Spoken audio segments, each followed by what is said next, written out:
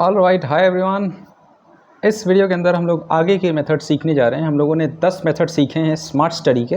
So in this video you are going to learn about 10 best methods of this smart study. Right, smart study कैसे करते हैं इसके 10 method और मैं आपको बताऊंगा। राइट, एक्स्ट्रा 5 और बताऊंगा। इन मेथड्स को यूज़ करके आप लोग स्मार्ट स्टडी कर सकते हैं। हार्ड स्टडी, हार्ड वर्क तो आज दुनिया कर रही है, स्मार्ट स्टडी करने वाला अक्सर जीत जाता है। राइट, तो स्मार्ट स्टडी का मतलब है कि आप किन पैटर्न्स को यूज़ करके स्टडी करेंगे। 25 तरीके मैं आपको बताऊंगा इस वीडियो में, ठीक है। इससे पहले मैं 10 बता चुका हूँ। इस वीडियो के अंदर मैं 15 बताऊंगा आपको। जो तरीका आपको सूट कर रहा है उस तरीके को आप यूज़ कीजिए। लोगों की मत सुनिए कि ये तरीका यूज़ करो, वो तरीका यूज़ करो। इनफैक्ट मैं भी कहता हूँ कि ये यूज़ करो तो मत करिएगा। मैं अपना एक्सपीरियंस देता हूँ, बाकी आपको 25 में से जो तरीका सूट करे स्मार्ट स्टडी का वो आप यूज़ कर सकते हैं। ऑल राइट, सो बढ़ते हैं इस वीडियो के अंदर। Use mnemonics. निमोनिक्स क्या होता है?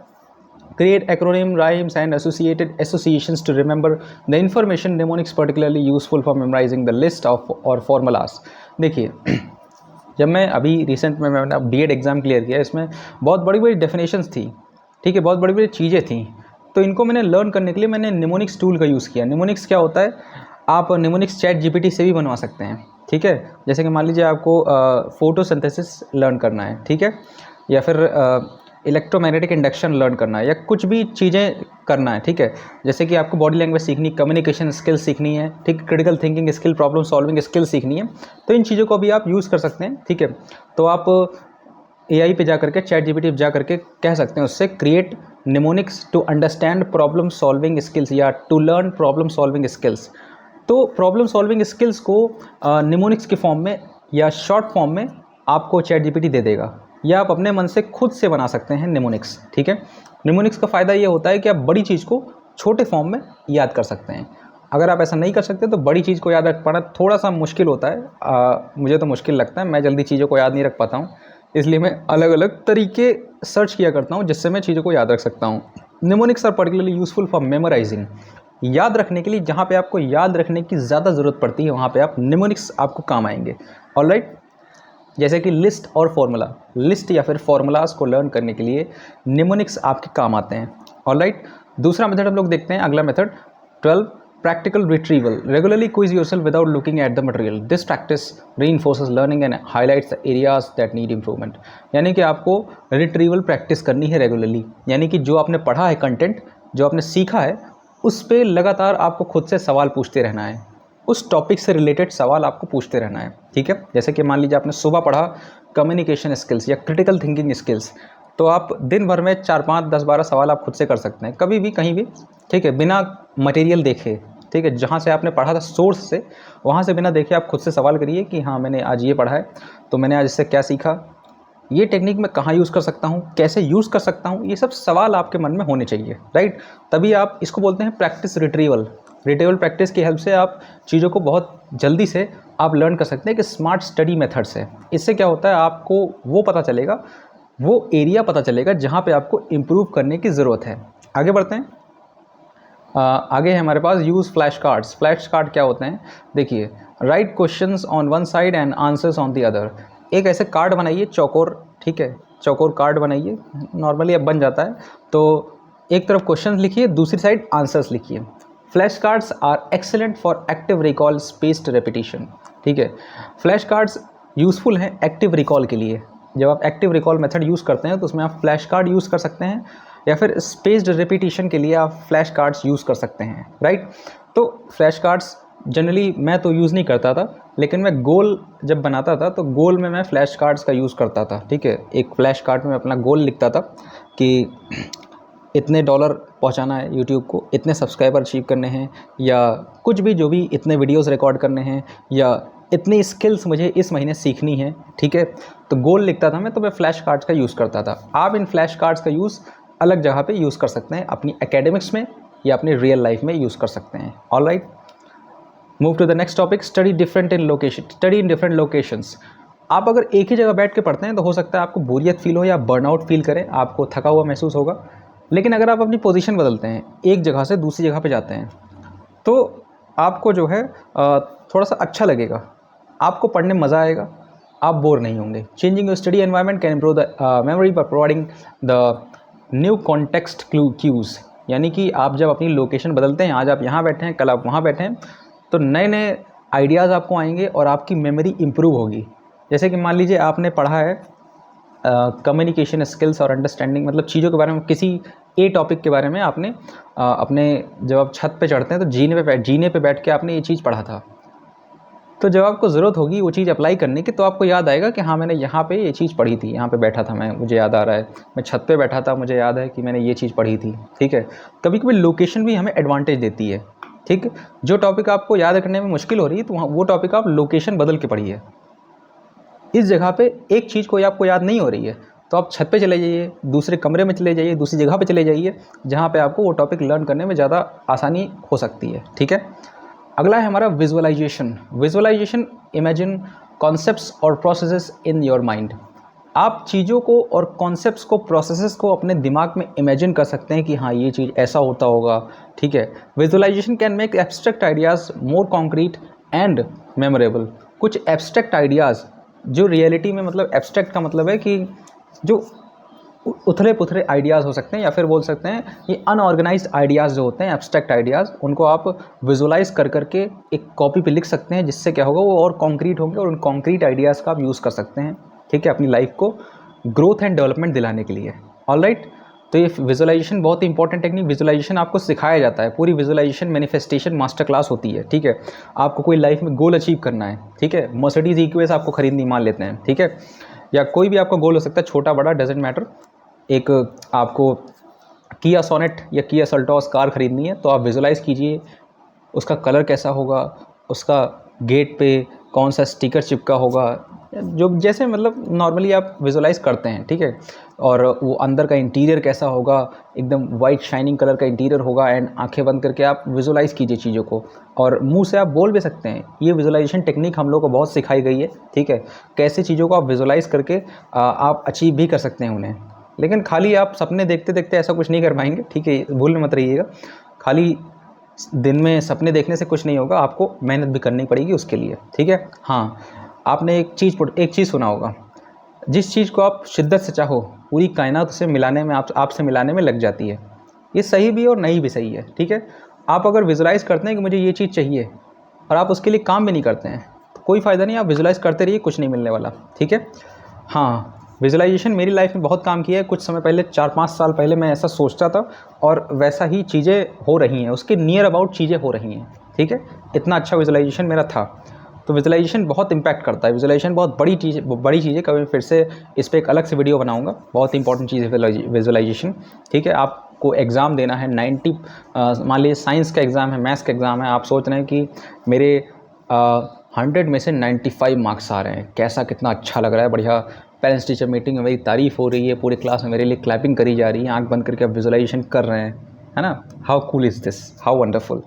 सो विजुलाइजेशन बहुत ही पावरफुल टेक्निक है, बिलीव मी। इसके बारे में ज़्यादा डिटेल में आप यूट्यूब से पढ़ सकते हैं, मैं आगे आपको इसके बारे में बताऊंगा। Focused and diffused modes, focused and diffuse modes, switch between focused intense study and relaxed diffuse thinking, and the alteration helps in consolidate learning। इसमें क्या होता है, focused and diffuse mode, switch between focused, यानी कि focused intense study and relaxed diffuse thinking, this alteration helps to consolidate learning. देखिए क्या होता है कि आप फोकस के साथ स्टडी कर रहे हैं, इंटेंसली एक पॉइंट को पढ़ रहे हैं, बहुत मतलब हाई इंटेंसिटी के साथ एक टॉपिक को आप पढ़ रहे हैं। ठीक है, उसके बाद आप रिलैक्स हो रहे हैं। ठीक है, फिर थिंकिंग आपकी इधर उधर जा रही, डिफ्यूज़ हो रही है, तो कोई दिक्कत नहीं है। ठीक, कभी कभी क्या होता है, आपने देखा होगा कि कोई टॉपिक आप पढ़ रहे हैं, बीच में पढ़ते पढ़ते छोड़ दिए, कुछ दूसरा काम करने लगे, तो वो टॉपिक आपको ज़्यादा याद रहता है, ऐसा है कि नहीं।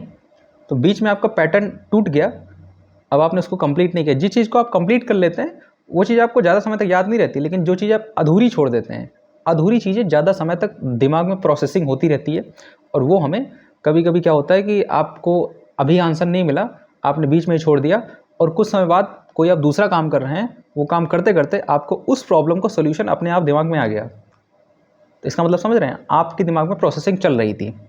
इसका ये फ़ायदा होता है, focused and diffused modes.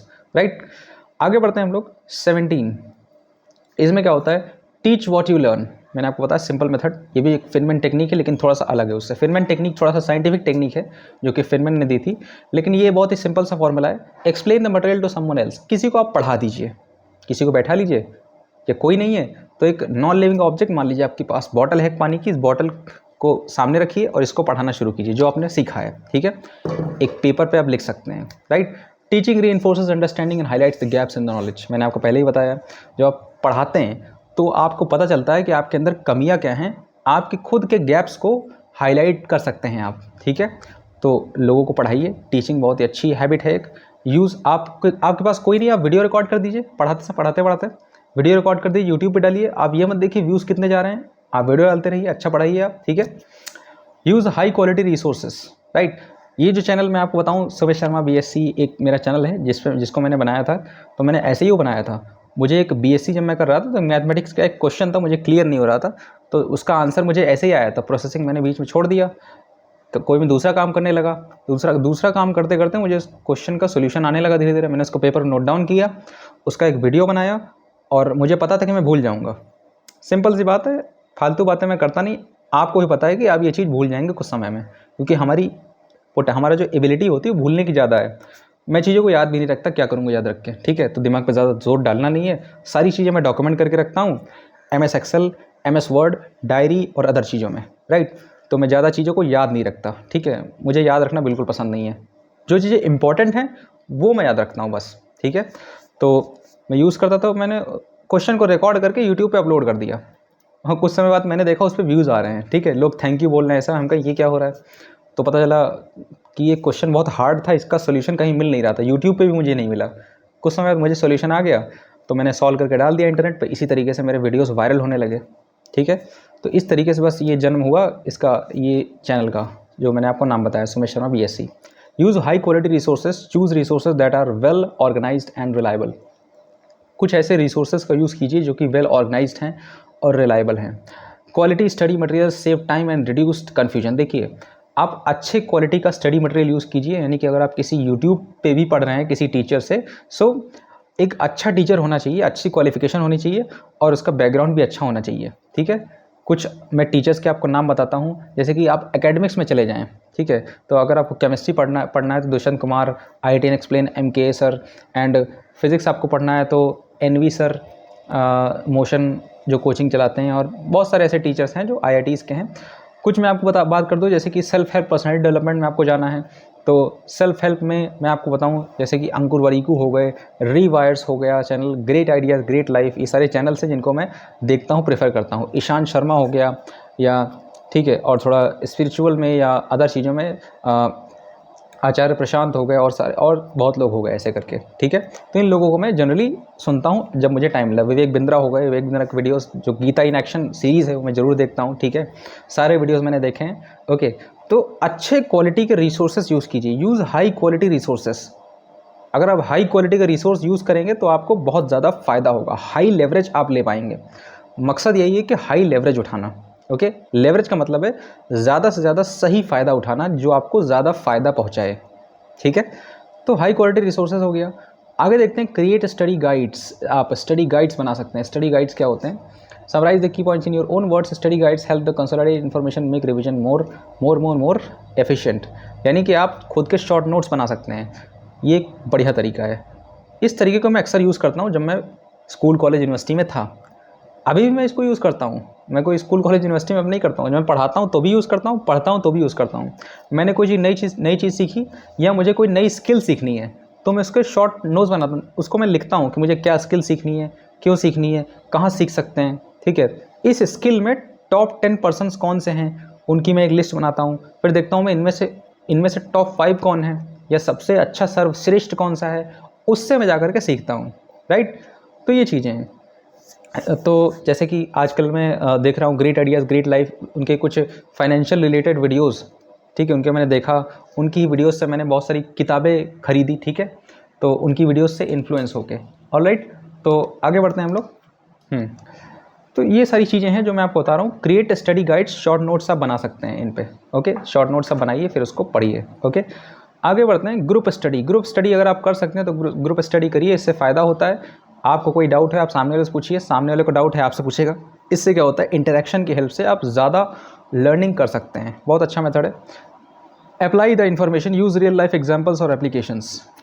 What you are learning, जो भी आप यूज़ कर रहे हैं, जो भी आप पढ़ रहे हैं, समझ रहे हैं, नॉलेज ले रहे हैं, उसको आप रियल लाइफ में यूज़ कीजिए। ठीक है, आपने बॉडी लैंग्वेज सीखा तो सही से चलना शुरू कीजिए, सही पोस्चर बनाइए। कम्युनिकेशन सीखा तो प्रैक्टिस कीजिए बात करने की। यूट्यूब पे आप वीडियोस बना सकते हैं कम्युनिकेट करके।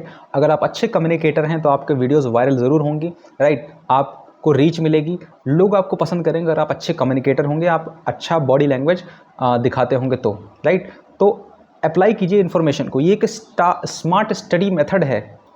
ये मैं आपको स्मार्ट स्टडी मेथड सिखा रहा हूँ। जो चीज़ें आप सीखे हैं उसको अप्लाई कीजिए। ये तो समझ लीजिए सुपर पावर मेथड है एक तरीके से। अप्लाई द इन्फॉर्मेशन, जो भी मैं सीखता हूँ अगर मैं अप्लाई नहीं कर पा रहा हूँ कहीं पे तो मैं सीखता भी नहीं हूँ। इसीलिए मुझे कभी कभी पढ़ने में बहुत समस्या होती है। एकेडमिक्स में मुझे बहुत दिक्कत होती थी। क्यों? जो पढ़ रहे हैं उसका कहीं यूज़ ही नहीं है। बात समझ में आ रही है? कभी कभी मैं फ़िलासफ़ी पढ़ रहा था, फ़िलासफ़ी में एजुकेशन के बारे में उन्होंने ये बताया तो मैं क्या करूँ, वो चीज़ मेरे कहीं काम नहीं आ रही है ना। मैं एक एग्जांपल बता रहा हूँ, हो सकता है आप उसको यूज़ में ला दें। ठीक है, मैंने साइंस पढ़ा, मैं टीचर हूँ, साइंस में मैंने चीज़ें पढ़ाई तो जो मैंने पढ़ा वो मेरे काम आ गया। अगर कोई चीज़ मेरे काम नहीं आ रही तो मैं उसको ज़्यादा प्रेफरेंस नहीं देता हूँ, उसको मैं किनारे करने की कोशिश करता हूँ। ठीक है, तो अप्लाई द इन्फॉर्मेशन बहुत ज़रूरी है। Break down the complex concept, चीज़ों को, कॉम्प्लेक्स चीज़ों को, जटिल चीज़ों को तोड़ दीजिए। आप देखिए हमारा दिमाग क्या करता है, हमें बोरियत ज़्यादा फील होती है जब चीज़ें कॉम्प्लेक्स होती हैं या हद से ज़्यादा आसान होती हैं। थोड़ी सी चैलेंजिंग होनी, मीडियम लेवल का चैलेंज हमेशा लाइफ में होना चाहिए, वरना आपकी ग्रोथ नहीं होती है और आपको बोरियत होने लगेगी। ठीक है, ज़्यादा मुश्किल होगा तो हम करना पसंद नहीं करेंगे, तब भी हम कहेंगे किनारे करो यार, समझ में नहीं आ रहा मेरे। ज़्यादा आसान होगा तो बोर हो जाएंगे। इसलिए थोड़ा सा चैलेंजिंग, थोड़ा सा ईजी, चैलेंजिंग ईजी, ऐसे लाइफ चलती है। लाइफ का ग्राफ एकदम सीधे नहीं जाता है। लाइफ का ग्राफ ऐसे ऐसे ऐसे ऐसे उठना चाहिए। ठीक है, मतलब लहरें भी हों और ऊपर भी उठ रहा हो, राइट। आई होप आप समझ रहे होंगे चीज़ों को। तो इसीलिए कॉम्प्लेक्स चीज़ों को छोटे छोटे छोटे छोटे पार्ट्स में ब्रेक कीजिए। इन एक एक पार्ट्स को आप एज अ गोल समझिए और उस गोल को आप अचीव कीजिए, राइट। तो ये हो गया set specific goals. Specific goal, मैंने गोल की बात कर रहा था, देखिए यहाँ पे स्पेसिफिक गोल सेट करने की बात आ गई। तो define clear measurable study goals for each session. Specific goals helps you focus and motivated. मान लीजिए आपको एक चैप्टर पढ़ना है, कोई चैप्टर का नाम ले लेते हैं, एकेडमिक्स की बात कर रहा हूँ मैं जब, तो वहाँ पर आपको मोशन पढ़ना है। मोशन आपको जब पढ़ना है तो मोशन में कोई 5 इंपॉर्टेंट टॉपिक, ठीक है, 5 इंपॉर्टेंट टॉपिक कैसे पता चलेंगे, आप क्वेश्चंस को देखिए। सबसे पहले एक्सरसाइज देख लीजिए। एक्सरसाइज में कौन कौन से टॉपिक ऐसे हैं जिन पे आप क्वेश्चंस नहीं कर पा रहे हैं और वो टॉपिक ज़्यादा बार पूछे गए हैं। जैसे कि मान लीजिए मोशन आप पढ़ रहे हैं तो एक्सेलरेशन, वेलोसिटी एंड चीज़ें ये ज़्यादा पूछी जा रही हैं, तो इनकी एक लिस्ट बना लीजिए। ठीक है, अब आपका गोल है कि इन्हीं चीज़ों को पहले आप ढंग से समझ लें। यहाँ पे आपको 20% 80% रूल भी, परेटो प्रिंसिपल भी अप्लाई हो रहा है। 20% चीज़ों को आपने निकाल लिया, उसको सीखने के बाद आपका 80% काम खत्म हो गया, राइट। है ना स्मार्ट स्टडी मेथड। इसी चीज़ों को मैं यूज़ करता था। अगर आप यूज़ नहीं करेंगे, फ़ायदा आपका, नुकसान आपका, आप जाने। ठीक है, एकदम क्रिस्टल क्लियर गोल को आपको डिफाइन करना है कि मुझे ये सीखना है, इतने समय में सीखना है, शाम तक मैं 5 टॉपिक ख़त्म कर दूंगा। ये आपका गोल है एकदम क्लियर। शाम को 5 बजे तक मैं 7 टॉपिक पढ़ के ख़त्म कर दूंगा। शाम को 10 बजे तक या रात के 10 बजे तक मैं 20 न्यूमेरिकल्स लगा लूँगा। ये तो थी एकेडमिक्स की बात। ठीक है, अब मान लेते हैं, मान लीजिए आप पर्सनैलिटी डेवलपमेंट की कैटेगरी में हैं। ठीक है, जैसे कि मैं काम करता हूँ, तो पर्सनैलिटी डेवलपमेंट या सेल्फ हेल्प की कैटेगरी में अगर आप काम करते हैं, तो मान लीजिए आपने कम्युनिकेशन स्किल सीखा, तो आपने गोल बनाया सिंपल सा कि आज मुझे रात के 10 बजे तक 3 वीडियोज़ कम्युनिकेशन स्किल्स के ऊपर बनाने हैं, 10-10 मिनट के, है ना। एकदम क्रिस्टल क्लियर गोल। अगर इस तरीके का गोल आप बनाते हैं तो आपको बहुत फ़ायदा होने वाला है, राइट। एकदम स्पेसिफिक क्लियर गोल रखिए आप, राइट। मेजरेबल भी होना चाहिए। Use Anki and other space repetition. Automate your space repetition with apps like Anki. Anki एक ऐप है जो कि आपको याद दिलाता रहेगा कि कब आपको रिवीजन करना है। ठीक है, ये आपको मिल जाएगा प्ले स्टोर के अंदर। This tools optimise your review schedule for the maximum retention. ये आपको याद दिलाएगा कि आपके रिवीजन का टाइम हो गया, फटाक से रिवीजन करो। Stay hydrated and take care of your health. मैंने आपको बताया, पहले भी मैं बताता हूँ कि अपनी टेबल पे एक पानी की बोतल ज़रूर रखिए। इससे क्या होता है, आप हाइड्रेटेड रहेंगे तो आपके दिमाग में जो है चीज़ें सही से चलती रहेंगी। ठीक है, तो हाइड्रेटेड रहिए, पानी पीते रहिए। इससे क्या होता है आप खुद ही देख लीजिए। Drink water, eat healthy and get enough sleep. Physical wellbeing is essential for cognitive performance and effective studying. आपका दिमाग ढंग से काम करता रहे इसलिए आपको पानी पीते रहना होगा। पानी पीते रहने से कंसंट्रेशन बना रहता है। जो लोग स्टडी टेबल पे बैठते हैं उनका कंसंट्रेशन नहीं बन पाता है बिकॉज इसी वजह से, क्योंकि वो पानी ढंग से पीते हैं ना। बीच बीच में गैप में पानी पीते रहिए। क्या दिक्कत है, बॉटल खोला पानी पी लिया, कोई प्रॉब्लम इसमें है नहीं, ठीक है। और अगर आपको पानी पीना नहीं आता है तो आप यूट्यूब वीडियो देख सकते हैं कैसे पानी पिया जाए। आजकल इन्हीं से फालतू चीज़ों पे बहुत सारे वीडियोस आपको बनते हुए दिखेंगे। ऑलराइट, सो ये था आज का वीडियो जो मैंने आपको 2 पार्ट्स में सारी चीज़ें बताई हैं। इसका पहला पार्ट अगर आपने नहीं देखा है तो आप देख लीजिए जाकर, लिंक डिस्क्रिप्शन में पड़ा होगा। और ये दूसरा पार्ट अगर आप कंप्लीट कर चुके हैं तो डायरी में अपने नोट्स बनाइए वीडियो देखते देखते। कौन सा मेथड आप यूज़ करने वाले हैं मुझे कमेंट सेक्शन में ज़रूर बताइएगा। Till then, thank you for watching this video. मिलते हैं नेक्स्ट वीडियो में।